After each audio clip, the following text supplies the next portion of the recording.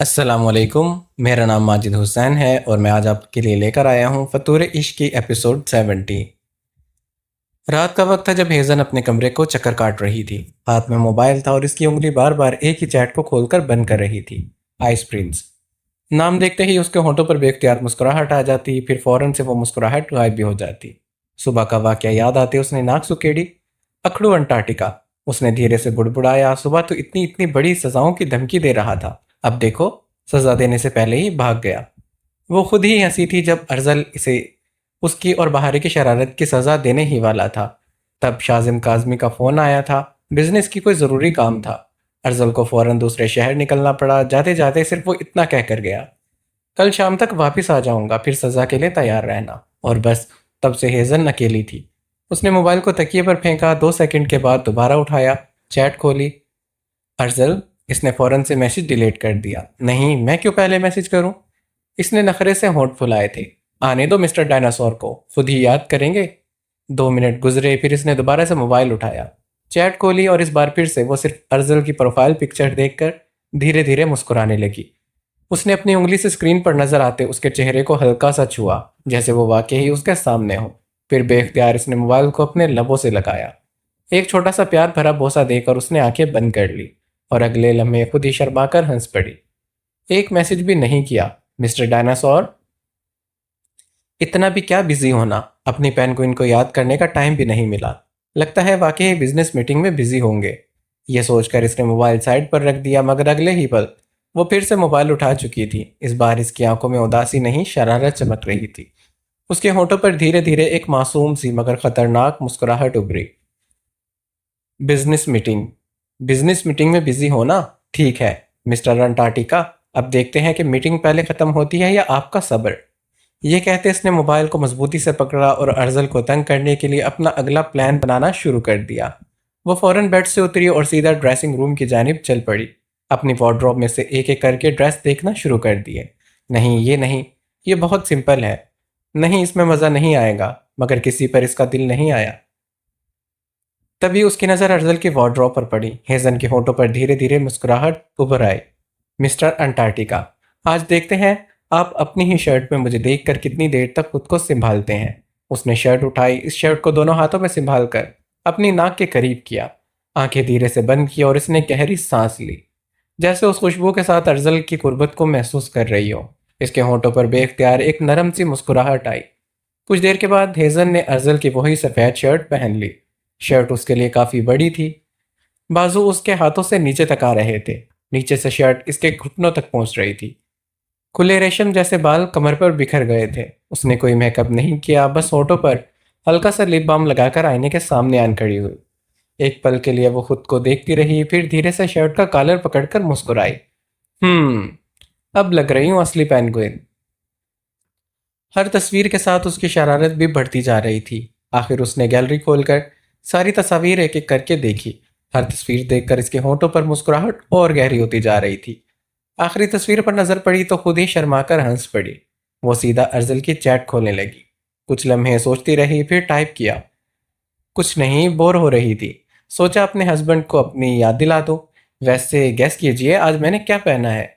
उसने एक पल रुककर अपनी सेल्फी देखी, फिर शरारत से एक और लाइन लिख दी। हिंट, ये चीज़ मेरी नहीं है। और इसने एक के बाद एक सारी तस्वीर भेज दी। सेंडिंग। हर नोटिफिकेशन के साथ हेजन का दिल और तेजी से धड़कने लगा। आखिर डिलीवर हो गया और इसने मोबाइल सीने से लगा लिया। अब मैं देखती हूँ कि मिस्टर अंटार्कटिका, मेरी ये तस्वीर देखकर आपका दिल कैसे नहीं धड़कता। दूसरी तरफ शहर के एक 5 स्टार होटल के स्वीट में पूरे कमरे में गहरी खामोशी छाई थी। कॉफ़ी टेबल पर फाइलें बिखरी पड़ी थी, लैपटॉप खुला था, स्क्रीन पर प्रेजेंटेशंस का आखिरी ड्राफ्ट नजर आ रहा था। एक तरफ चार्ट्स थे, दूसरी तरफ कॉन्ट्रैक्ट्स और बीच में मिस्टर अर्जल पूरे फोकस के साथ अपना काम खत्म करने में मसरूफ था। उसकी उंगलियां कीबोर्ड पर तेजी से चल रही थी। तभी टिंग करके मोबाइल की स्क्रीन रोशन हुई। उसने बेख्तियार निगाह उठाई। स्क्रीन पर पेंगुइन 6 फोटोज के नाम से अर्जल की अर्जल के होठों पर हल्की सी मुस्कुराहट आई, लेकिन जैसे ही चैट खोली अर्जल की सांस सीने में अटकने लगी। मैसेज भेजकर वो मुस्कुराने लगी। 10 सेकंड भी नहीं गुजरे थे कि मैसेज सीन हो गए। हेजन की आंखें चमक उठी। आहा, देखा, नखरेले नवाब बिजी हैं। लेकिन मेरी पिक्चर फौरन से देख ली। कुछ लम्हे के बाद टाइपिंग स्क्रीन पर उभरा आया। हेजन का दिल जोर से धड़कने लगा। मुझे तुमसे दूर रहना पहले ही मुश्किल लग रहा था और अब मेरी ही शर्ट पहनकर मेरी आजमाइश ले रही हो। और हेजन के होठों पर मुस्कुराहट आ गई। उसने फौरन से मैसेज टाइप किया। ओहो, मुझे तो याद ही नहीं रहा। मेरा बर्फ का पहाड़ तो बिजनेस के सिलसिले में बिजी है। कितनी दुख की बात है ना। अच्छा ये बताएं, किस चाहिए या हक चाहिए? रिप्लाई आने में सिर्फ चंद सेकंड लगे, जैसे अर्जल पहले से ही कीबोर्ड पकड़े बैठा हो। हेजन, तुम्हें अंदाजा नहीं है तुम क्या बोल रही हो। सुबह जो तुमने किया था उसकी सजा अभी बाकी है, और अब दूर बैठकर मुझसे किस चाहिए ये पूछ रही हो। अगर मैं इस वक्त वहां होता तो तुम्हें अपनी बाहों में इतनी जोर से कैद करता कि फिर तुम खुद ही मिन्नतें करती। हेजन के गाल लाल हुए थे, मगर शरारत अभी भी बाकी थी। सजा? कैसी सजा? मैं तो बहुत शरीफ और क्यूट बच्ची हूँ। देखिए ना, मैं तो अपने शौहर को दूर से ढेरों सारा प्यार भेज रही हूँ। अगर आपको मेरा रोमांटिक मूड पसंद नहीं आया तो मैं अभी पिक्चर्स डिलीट कर देती हूँ। इस बार अफजल ने रिप्लाई देने में थोड़ा सा वक्त लिया, जैसे खुद को संभाल रहा हो। फिर, आइस प्रिंस, डिलीट करने की गलती भी मत करना। तुम्हारी शरारत का इलाज मैं कल वापस आकर बहुत अच्छे से करूंगा। और सुन लो, अगर मेरी इजाजत के बगैर एक भी पिक्चर डिलीट की तो सजा दुगनी दूंगा। और याद रखना, आज तुम जितना मुझे तड़पा रही हो उसका पूरा हिसाब भी कल इसी पेंगुइन से लूंगा। मैसेज पढ़ते हिजन सर से पांव तक सुर्ख हो गई थी, और यह सिर्फ एक मैसेज था और इसके दिल की धड़कनें बेकाबू हो चुकी थी। उसने फौरन से मोबाइल अपने सीने से लगाया और शर्म से मुंह कंबल के अंदर छुपा लिया। अर्जल से बात खत्म हुए काफी देर हो चुकी थी। हेजन अब बेडरूम पर पैर मोड़ कर बैठी थी। हरजन अब हेजन अब बेड पर पैर मोड़ कर बैठी थी। हाथ में उसका फेवरेट नॉवल था, जो कि बीडी राइट्स ने लिखा था।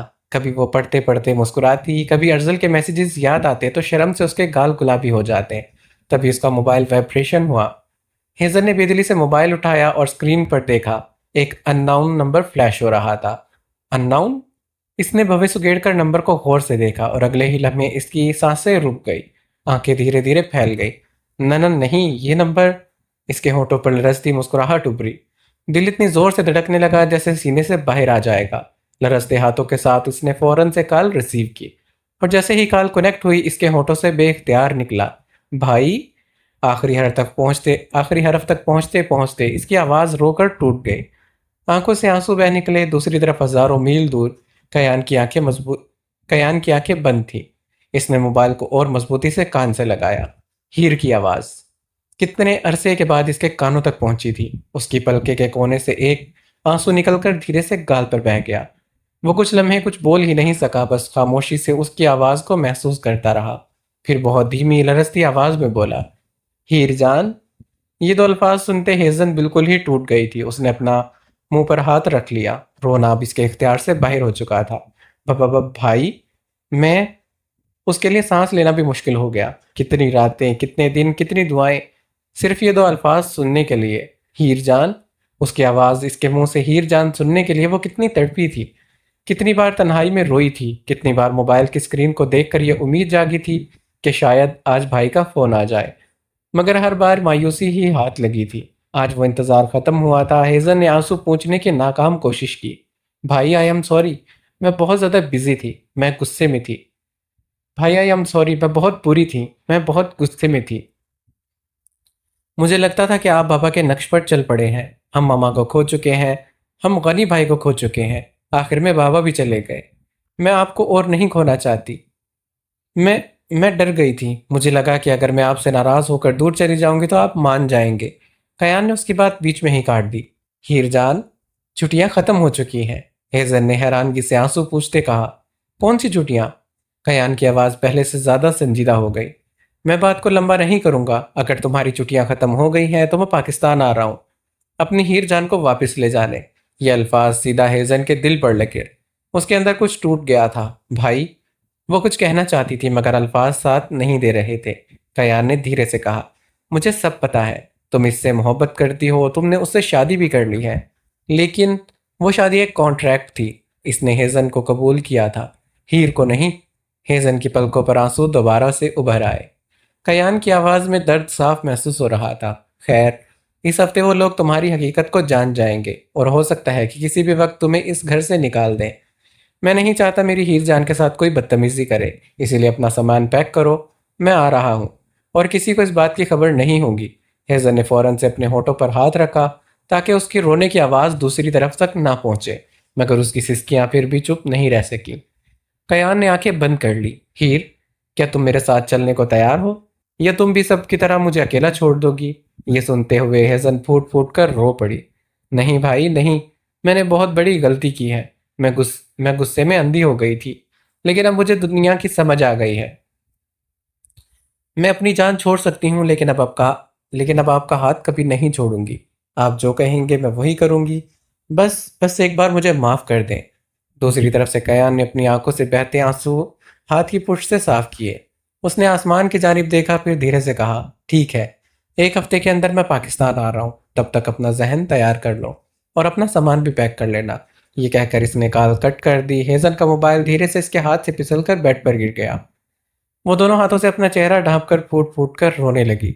एक तरफ उसका भाई वापस आ रहा था, और दूसरी तरफ उसके दिल में पहली बार यह डर पैदा हो चुका था कि शायद अब उसे वाकई ही अर्जल से हमेशा के लिए दूर जाना पड़ेगा।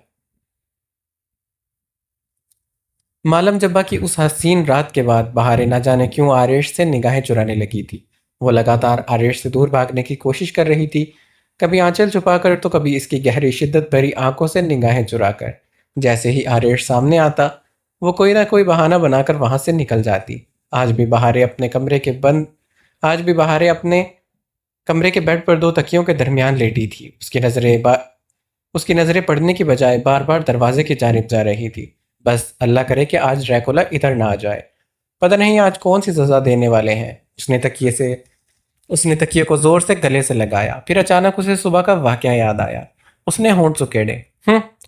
उस जैनी की बच्ची के चक्कर में मैं भी फंस गई। अर्जल भाई के बाहर जाने की वजह से तो वो तो बच गई है, और अब ना जाने मेरा ड्रैकुला मेरे साथ क्या करेगा। ये सोचकर उसने अपना सर तकिए में छुपाया। या अल्लाह, बस आज मुझे उस ड्रैकुला से बचा लेना। कहीं वाकई ही वो कोई अजीब सी पनिशमेंट ना शुरू कर दे। 2 सेकंड के बाद इसने खुद को धीरे से बुड़बुड़ाया, वैसे इतना भी बुरा नहीं है। और अगले ही पल उसने शर्म से अपना चेहरा तकिए में छुपा लिया। उफ बहारे, ये तुम क्या सोचने लगी? तभी बाहर से कदमों की आहट सुनाई दी। बहारे का दिल एकदम से उछलकर हलक में आ गया। नहीं, उसने घबरा कर इधर उधर निगाहें दौड़ाई। अब कहाँ चुप हूँ? सबसे पहले उसकी नज़र बेड के नीचे गई। नहीं, पिछली बार 2 सेकंड में उसने ढूंढ लिया था मुझे। फिर वार्डरोब की जानिब देखा। नहीं, वहां तो सबसे पहले देखेगा। आखिर उसकी नज़र खिड़की के करीब लंबे पर्दों पर गई। बस यही ठीक है। वो फौरन से दबे कदमों भाग कर पर्दे के पीछे जा खड़ी हुई। अपनी सांसें रोक ली। दिल इतनी जोर से धड़कने लगा कि उसे खुद लगने लगा कहीं उसकी धड़कन ही आरेश को सुनाई ना दे। और अगले ही पल क्लिक की आवाज के साथ कमरे का दरवाजा खुला। आरेश कमरे में दाखिल हुआ। शर्ट के ऊपर के 2 बटन खुले थे और आस्तीनें ऊपर चढ़ी थी। उसने पूरे सुकून से कमरे का जायजा लिया। उसकी सपाट दीवानी आंखें एक ऐसी चमक थी जो किसी भी के भी होश उड़ाने के लिए काफी थी। वो बगैर किसी जल्दी के धीरे धीरे उन पर्दों की जानिब बढ़ने लगा। पर्दा नीचे से हल्का सा हिल रहा था। उसकी चुलबुली शिकार वहीं पर थी। आरेश के होंठों पर धीमी सी मुस्कुराहट आई, मगर उसने फौरन से पर्दा नहीं हटाया, बल्कि उसके बिल्कुल सामने आकर बाजू बांध लिए। फिर जानबूझकर बुलंद आवाज में पुकारा, लगता है कि वाकई ही कमरा खाली है। क्या अफसोस की बात है। मैं तो सोच रहा था कि मेरी बनी यहीं पर होगी। पर्दे के पीछे खड़ी बहारे ने फौरन से अपने होठों पर हाथ रखा। या अल्लाह, बस ये चले जाए। आरेश ने गर्दन झुकाकर नीचे की जानिब देखा। पर्दा फिर से हटा। उसने मुस्कुराहट दबाई। शायद मुझसे ही कोई गलत फहमी हुई है। चलो, पनिशमेंट पनिशमेंट कल दे दूंगा। ये कहकर वो मुड़ने की एक्टिंग करने लगा। पर्दे के पीछे बहारे ने धीरे से सुकून का सांस लिया। बच गई। उसने एहतियातन पर्दे का कोना हटाकर बाहर झांका, और अगले ही पल आरेश ने बिजली की सी तेजी से पर्दा एक जानिब खींच दिया। बहारे की आंखें फट गई। वो घबरा कर पीछे हटना चाहती थी, मगर आरेश ने फौरन से इसके कलाई को थाम लिया। मिल गई। और उसने शरारती मुस्कुराहट के साथ कहा, तो यहाँ छुपी बैठी थी मेरी बनी? बहारे ने निगाहें झुकाई। वो मैं तो बस पर्दों को देख रही थी। आरेश हल्की सी हंसी दबाकर बोला, अच्छा, तो पर्दे देखने के लिए उनके पीछे छुपना भी जरूरी था? बहारे ने होठों को खुद बहारे ने होंठ भींच लिए। जी बस यूं ही। आरेश एक कदम और करीब आया। यूं ही, या फिर मुझसे बचने की नाकाम कोशिश कर रही थी? बहारे ने फौरन से गर्दन हिलाई। नहीं, मैं आपसे क्यों बचूंगी? आरेश मुस्कुराया। ये सवाल तो मुझे तुमसे पूछना चाहिए। मालम जब्बा से वापस आने के बाद जब भी मैं सामने आता हूँ तुम भाग जाती हो। बहारी ने फौरन से नजरें झुका ली। ऐसी कोई बात नहीं है। हरेश धीरे धीरे इसके और करीब आया। अच्छा तो फिर मेरी तरफ देखकर बात क्यों नहीं करती? बहारी ने हिचकिचाते एक पल के लिए नजर उठाई, मगर अगले ही पल फिर से झुका ली। हरेश के होंठों पर मुस्कुराहट और गहरी हो गई। पहले भी तुम बहुत शर्माती थी, लेकिन जब मालम जब्बा के बाद ये शर्म कुछ ज्यादा ही बढ़ गई है। आर्य का दिल जोर से धड़कने लगा। आप बेवजह बातें बना रहे हैं। आर्य हल्की सी हंसी हंसा था। मैं या फिर तुम खुद भाग रही हो? बहारे ने फौरन से इनकार में सर हिलाया। नहीं, मैं किसी से नहीं भाग रही। आर्यश ने शरारती अंदाज में भवें उठाई। फिर मेरी आंखों में देखकर ये बात कह दो। बहारे ने हिम्मत जुटाकर उसकी जानिब देखा, मगर सिर्फ 2 पल और इसके बाद इसके गाल शर्म से लाल हो गए और इसने नजर झुका ली। आरेश धीरे से मुस्कुराया। बस यही देखना चाहता था। मेरी मासूम बनी अब पहले से ज्यादा शर्माने लगी है। बहारे ने शर्मिंदगी से उसके सीने पर मुक्का मारा। आप बहुत तंग करते हैं। आरेश हंसा था। अभी तो सिर्फ शुरुआत की है, पनिशमेंट अभी बाकी है। बहारे की पलकें झुकी थी और उसने बहुत ही धीमी आवाज में कहा, सॉरी। आरेश ने भवें उठाई। बस? बहारे ने हिचकिचाते उसकी जानिब देखा। वो जैनी अफजल भाई को डायनासोर बोल रही थी तो मुझे बुरा लगा, इसलिए मैंने आपको ड्रैकोला बोल दिया। आरेश कुछ लम्हे इसको देखता रहा, फिर इसने होठों पर धीमी सी मुस्कुराहट लाए और इसने आहिस्तगी से अपने शर्ट के 2 बटन और खोले। बहारे ने हैरानगी से उसको देखा। आरेश ने शर्ट का गला जरा सा एक तरफ किया। उसकी गर्दन के करीब अभी भी बहारे के छोड़े हुए हल्के से निशानात मौजूद थे। फिर वो जरा सा मुड़ा। उसने पुश्त उसके नाखूनों उसकी पुश्त पर उसके नाखूनों की मदम सी लकीरें अब भी नजर आ रही थी। बहारे की सांसें एक पल को थमी। उसने फौरन से अपने होठों पर हाथ रखा। मैंने?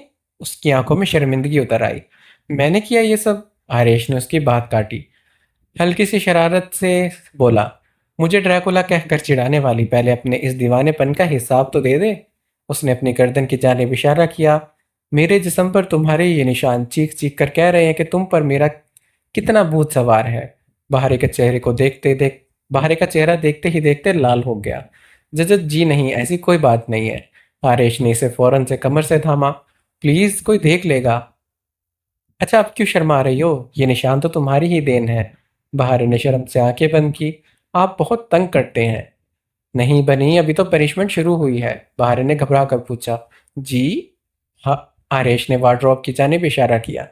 वहां तुम्हारे लिए एक सरप्राइज रखा है, जाओ इसको पहन कर आओ। बहारे ने हैरानगी से अपने वार्डरोब की जानिब देखा। सरप्राइज? जी। कैसा सरप्राइज? आरेश के होठों पर हल्की सी मुस्कुराहट आई। वो देखने के लिए जाना पड़ेगा। बहारे अभी वहीं खड़ी रही और कहा, आप अपनी वो बाहर अभी वहीं खड़ी थी। अच्छा, और हाँ, अपनी वो ब्लड रेड लिपस्टिक भी लगा कर आना। बहारे की आंखें फैल गई। का क्या? Red lipstick? आरेश ने सर को हाँ में हिलाया। हाँ, वही जो तुम कभी नहीं लगाती, मगर आज सिर्फ मेरी खातिर लगाओगी। बहारे ने शर्म से निगाहें झुकाई। लेकिन वो मुझे अच्छी नहीं लगती। आरेश मुस्कुराया था। मुझे लगती है, अब जल्दी से जाओ, मैं इंतजार कर रहा हूँ। बहारे ने एक नज़र इसकी जानिब देखा, फिर अलमारी की जानिब बढ़ गई। दिल पूरी तरह से धड़क रहा था। अल्लाह जाने वार्डरोब में क्या रखा है। ये बुड़बुड़ाते वो धीरे धीरे ड्रेसिंग रूम की जानिब बढ़ने लगी। सुबह की पहली किरण छोटे से घर की खिड़की से अंदर उतर रही थी, मगर नूरल के लिए यह रात कभी खत्म नहीं हुई थी। पूरी रात ना उसकी आंख ढंग से लगी थी, ना आंसू रुक सके थे। कभी वो छत को तकती, कभी अपनी बंद मुट्ठी में चेहरा छुपाकर चुपचाप रोती रहती, और हर बार उसकी आंखों के सामने बस एक ही मंजर उभरता। अरसम उस लॉकेट को इतनी मोहब्बत से देख रहा था, फिर उसी लॉकेट को अपने होठर से लगाकर बोसा दिया। ये याद आते उसके सीने पर वही दर्द उभरा। सुबह तक रोते रोते उसकी आंखें सूज चुकी थी। सर बोझल था, जिस्म तप रहा था, पेशानी आग की तरह गर्म थी। उसे खुद भी महसूस हो रहा था कि उसको बुखार हो चुका है, लेकिन उसने किसी को बताना जरूरी नहीं समझा। आखिर उसकी तबीयत की फिक्र करेगा भी कौन? ये सोचकर उसके होंठों पर एक फीकी सी मुस्कुराहट आई। वो धीरे धीरे बेड से उतरी, फ्रेश होकर सादा सा सूट पहना, बाल ढीले से बांधे। उसने अपनी कमजोरी छुपाने की पूरी कोशिश की। उसने सीधा किचन की जानिब कदम बढ़ाने शुरू किए। अभी वो 2 कदम ही चली थी कि सामने से आता अरसम उसके सामने रास्ते में आकर खड़ा हो गया। अनुरल के कदम खुद ब खुद रुके थे। दोनों की नजरें एक पल को लिए टकराई। अनुरल ने फौरन से अपनी नजरें झुका ली और बगैर कुछ कहे साइड से निकलने लगी। अरसम ने इसका रास्ता फिर से रोक लिया। रुको। अनुरल खामोश हो गई। अरसम ने उसके चेहरे को गौर से देखा। आंखें सूजी थी, चेहरा बेजान था, और ना जाने क्यों आज वो इससे नजर भी नहीं मिला पा रही थी। उसने भवें उकेड़ी। कल रात दूसरे कमरे में क्यों चली गई थी? अनुरल ने कोई जवाब नहीं दिया, बस उसके पास से गुजरना चाहा, जैसे उसने कुछ सुना ही ना हो। अरसम अरसम की झुंझलाहट बढ़ गई। अनु। फिर भी एक खामोशी थी। वो एक बार फिर से इसके पास से निकलने लगी। इस बार अरसम ने फौरन से इसकी कलाई पकड़ ली। मैं तुमसे बात कर रहा हूँ। अनुरल लरस गई। उसने अपनी कलाई छुड़वाने के लिए हल्की सी कोशिश की। ललल, लीव माई हैंड। इसकी आवाज़ बहुत कमज़ोर थी। अरसम कुछ कहने ही वाला था कि अचानक उसकी नज़र अनुरल के चेहरे पर गई, और फिर इसे अपनी उंगलियों के नीचे इसकी कलाई की गर्मी महसूस हुई। अरसम की भवें एकदम से सिकुड़ गई। ये उसने बेख्तियारी से अपनी गिरफ्त में लिया, और दूसरे ही लम्हे फौरन से अनुरल की पेशानी को छुआ, और अगले ही लम्हे इसका चेहरा संजीदा हो गया। पेशानी तो जल रही है, तुम्हें बुखार हो चुका है। चलो डॉक्टर के पास चलते हैं। अनुरल ने झटके से अपनी कलाई छुड़वाने की कोशिश की। मेरा हाथ छोड़े, मुझे कहीं नहीं जाना। उसकी आंखों में आंसू की नमी थी, मगर लहजा सख्त था। अरसम ने इसकी आंखों में देखा। उस गुस्से के पीछे कितना दर्द छुपा था, वो समझ नहीं पा रहा था। कुछ लम्हे के बाद इसने धीरे से इसकी कलाई को छोड़ दिया। अनुरल फौरन से एक कदम पीछे गई, मगर अरसम वहां खड़ा रहा। उसकी नजर अब भी सिर्फ इस पर टिकी थी। तुम्हारा हाथ छोड़ सकता हूँ, एक पल रुक कर उसने बात पूरी की, लेकिन तुम्हारा साथ नहीं। अनुरल की पलकें बेख्तियार लर्जी थी। अरसम ने एक और कदम इसकी जानिब बढ़ाया। तुम्हारी नाराजगी कबूल है, तुम्हारी नफरत भी कबूल है। उसने गहरी सांस ली। लेकिन तुम्हारी जुदाई कभी कबूल नहीं होगी। और अगले ही पल वो इसके कुछ समझने से पहले ही झुका, और एकदम झटके में अनुरल को अपनी बाहों में उठा लिया। अरसम। अनुरल बुरी तरह से चौंकी थी। उसने फौरन से इसके कंधे पर हाथ रखकर खुद को छुड़वाने की कोशिश की। मुझे नीचे उतारो, मैं ठीक हूँ। सुन रहे हो ना तुम? मगर अरसम ने जैसे उसकी बात भी नहीं सुनी थी। उसकी नज़र सिर्फ अनुरल के तपते हुए चेहरे पर थी। बुखार से उसका रंग और भी पीला पड़ चुका था। उसने अपनी गिरफ्त जरा सी और मजबूत की। अनुरल ने फिर जोर लगाया। अरसम, मैंने कहा मुझे नीचे उतारे, मैं चल सकती हूँ। और इस बार अरसम ने इसकी जानिब देखा, बहुत ही गहरी, बहुत ही संजीदा नज़र से। आज नहीं, बस इतने दो अल्फाज, और फिर वो सीधा इसे लेकर कमरे की जानिब चल पड़ा। तुम बहुत जिद्दी हो। मैं कहीं नहीं भाग रही, मुझे नीचे उतारो। अरसम के कदम एक पल भी नहीं रुके थे। कमरे में पहुंचकर इसने बहुत एहतियात से अनुरल को बेड पर लिटाया, मगर जैसे ही अनुरल उठने लगी, अरसम ने फौरन इसके कंधे पर हाथ रखकर इसे दोबारा लिटा दिया। कहीं नहीं जाना। अनुरल ने गुस्से से इसका हाथ झटक दिया। मैंने कहा ना, मुझे किसी की ज़रूरत नहीं है। अनुरल दोबारा उठकर बैठने लगी। हरसम फौरन बेड पर इसके करीब बैठ गया। उसने एक हाथ से इसकी कमर के गिर्द रखा, और दूसरा इसके कंधे के पीछे ले जाता इसे नरमी से अपनी जानिब खींच गया था। अनुरल बेख्तियार इसके सीने से आन लगी, और अगले ही लम्हे अरसम इसके गिर्द अपनी बाहों का दायरा और तंग कर गया था। अरसम, इसने हल्की से झुंझलाहट के साथ कहा। मुझे छोड़ दो, मैं ठीक हूँ। अरसम ने इसकी एक नहीं सुनी। इसने अपनी थोड़ी धीरे से अनुरल के सर पर टिकाई, जैसे बस इतना यकीन दिलाना चाहता हो कि वो अकेली नहीं है। अनुरल ने फिर उसके सीने पर हाथ रखकर खुद को पीछे खींचना चाहा, लेकिन अरसम ने इसे और जोर से खुद में भींच लिया। बस, आज और जिद नहीं। अनुरल की आंखों में आंसू भर आए। आखिर तुम मुझसे चाहते क्या हो? बस। अपना एक हाथ उसके गाल तक लेकर गया। बुखार की वजह से उसका चेहरा जल रहा था। उसने अपने लबों से इसके गाल पर बिखरे एक नमी को आहिस्ता से साफ किया, फिर बहुत ही नरमी से उसकी पेशानी पर अपने होंठों का बोसा दिया। अनुरल की पलकें लरस गई। अरसम ने पेशानी से इसके होंठ हटाए, मगर अपना माथा उसके माथे से टिकाए रहा। आंखें बंद करते कुछ लम्हे यूं ही बैठा रहा। आज मैं तुम्हें एक पल के लिए भी अकेला नहीं छोड़ूंगा। तुम चाहे जितना भी गुस्सा कर लो, जितनी भी नफरत कर लो, आज तुम्हारा ख्याल मैं ही रखूंगा।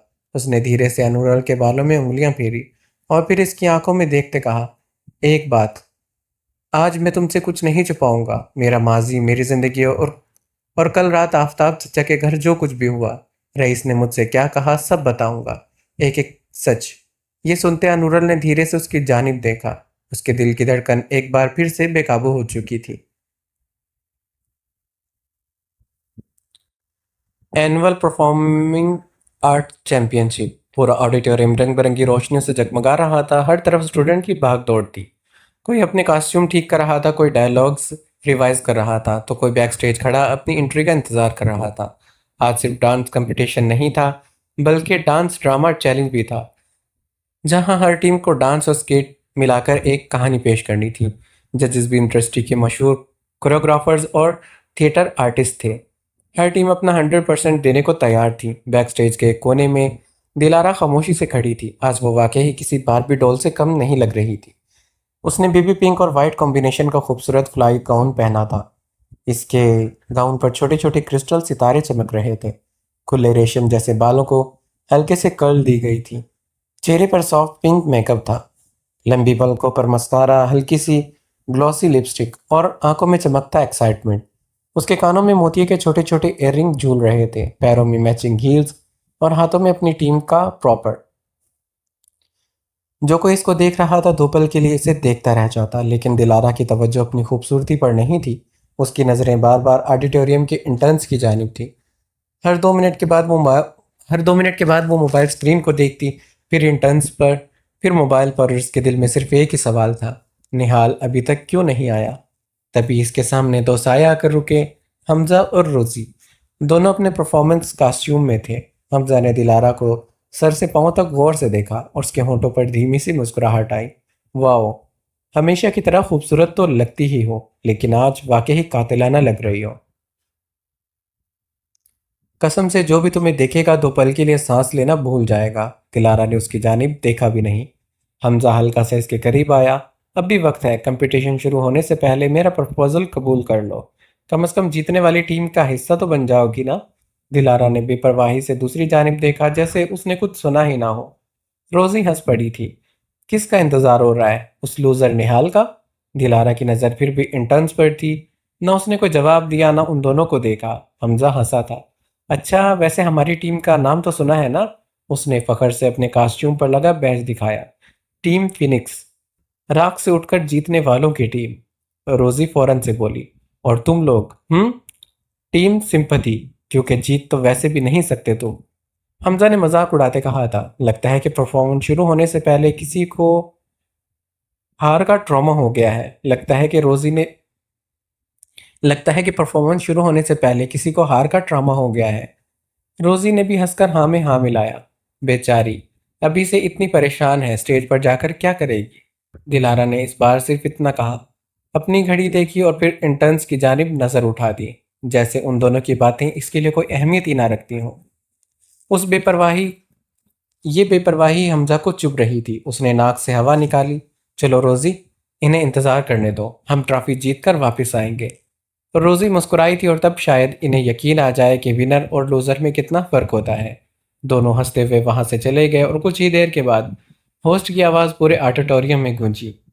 Please welcome team Phoenix. पूरा हाल तालियों से गूंज उठा था। म्यूजिक शुरू हुआ। हमजा और रोजी की टीम ने एक जबरदस्त डांस डांस ड्रामा पेश किया था। उनका डांस और कॉन्सेप्ट काफ़ी अच्छा था। जजेस भी काफ़ी मुतासिर नज़र आ रहे थे। परफॉर्मेंस ख़त्म हो चुकी थी। पूरा ऑडिटोरियम तालियों से गूंज उठा था। हमजा ने स्टेज से उतरते दूर खड़ी दिलारा को देखा और फखर से मुस्कुराया, मगर दिलारा ने उसकी जानिब देखा भी नहीं। उसकी नज़रें अब भी सिर्फ ऑडिटोरियम के इंटर्न्स पर जमी थी, और तभी उसकी नज़र इंटर्न्स की जानिब पड़ी और अगले ही पल उसके दिल की धड़कन जैसे एक लम्हे के लिए रुक गई थी। यहाँ पर यह एपिसोड ख़त्म होती है और आपने कमेंट बॉक्स में बताना है कि इंटर्न्स पर कौन था। मिलते हैं नेक्स्ट एपिसोड में। अपना ख्याल रखना, वीडियो को लाइक करना मत भूलना। अल्लाह हाफिज़।